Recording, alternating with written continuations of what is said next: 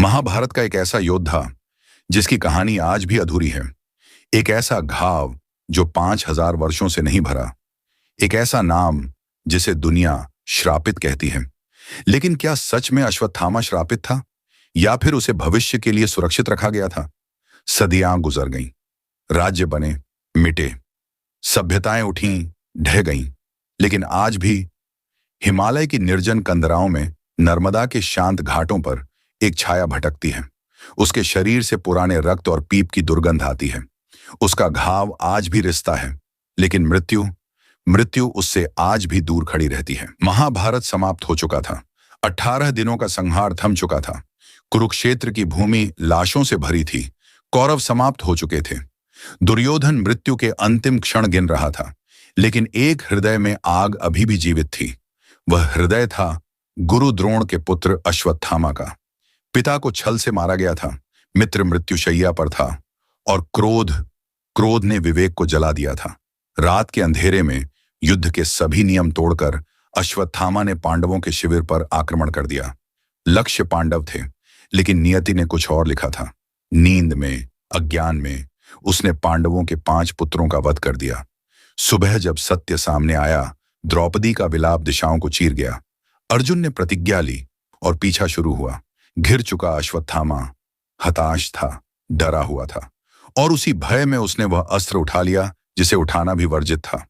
अर्जुन ने भी प्रत्युत्तर में ब्रह्मास्त्र साधा। 2 महाविनाश आकाश में आमने सामने खड़े थे। महर्षि व्यास और नारद ने हस्तक्षेप किया। अर्जुन ने अस्त्र वापस लिया, लेकिन अश्वत्थामा उसे लौटाना जानता ही नहीं था। और तब उसने सबसे घृणित निर्णय लिया। उसने ब्रह्मास्त्र की दिशा बदल दी, उत्तरा के गर्भ की ओर, एक अजन्मे शिशु पर, परीक्षित पर।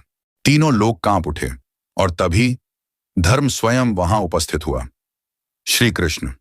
उन्होंने गर्भ की रक्षा की, लेकिन अश्वत्थामा के लिए अब क्षमा नहीं थी।